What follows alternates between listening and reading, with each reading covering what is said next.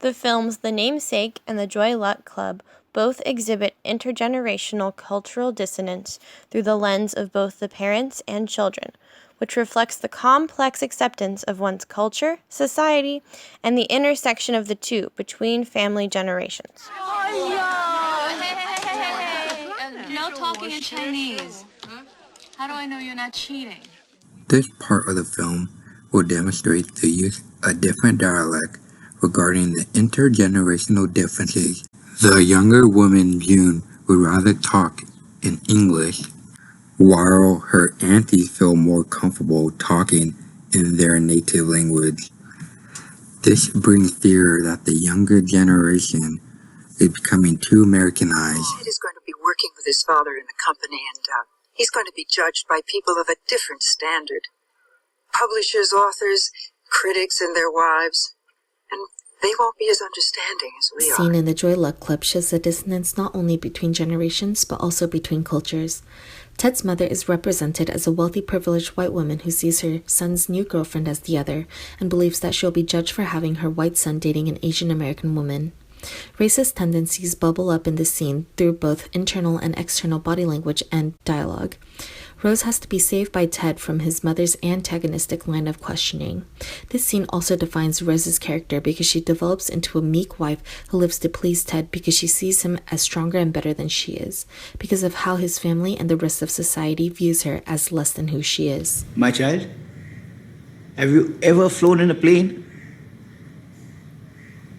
Will you be able to go halfway across the world, live in a cold city with freezing winters? At first, Gogo's mother, Ashima, is idealistic about their future abroad, but she soon becomes homesick and has to deal with the reality of being a foreigner in a different country without the support of her family. After giving birth to Gogo, she makes the difficult decision to stay in America at the expense of her own happiness in order to give Gogo and Nikhil a better life. The sacrifices made by both of his parents is deeply felt by viewers, while Gogo and Nikhil both seem tremendously unaware of the suffering and sacrifice that their parents went through in order to give them opportunities that they never had. No kissing, no holding hands. My parents are not Lydia and Gerald. I've never seen them touch, let alone anything else. Well, depressing. The Namesake shows the significance of intergenerational cultural dissonance when his parents meet Maxine, Gogol's American girlfriend, for the first time. Maxine also ignores the list of rules Gogol had set for her prior to meeting his parents and creates an uncomfortable atmosphere with her American-style greetings of kisses on the cheeks, putting his parents in a state of shock and discomfort. Despite Gogol's answer of "I don't care what they want, this is what I want," to Maxine's question of his parents wanting an Indian girl instead of her, he shows slight signs of regret and reevaluation shortly after the meeting, only to return to his Western cultured life with Maxine and her family. This supports Choi and Hirachi's article on the culture clash between the immigrant parents adhering to their traditional cultural beliefs and their children endorsing dominant Western values.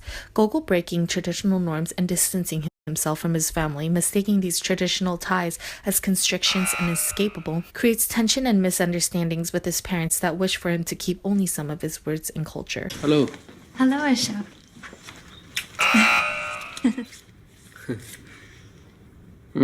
After the death of Gogol's father, Gogol reflected back on the regret of never taking pride for his culture.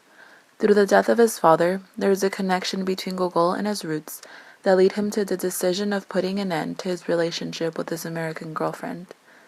Ashima, Gogol's mother, breaks the traditional norm and advises him to make up with his American girlfriend, or to move on and set up a date with a nice Bengali girl. From that point in the movie, Gogol's life is changed. He reconnects to his roots by falling in love and ends up marrying the nice Bengali girl his mother told him about. They end up having a traditional wedding, but the marriage ended up in a disaster when Gogol's Bengali wife admitted to having an affair with her previous partner. When Gogol's mother finds out about his marital fail, she believes it's her fault for forcing upon him their traditional ways.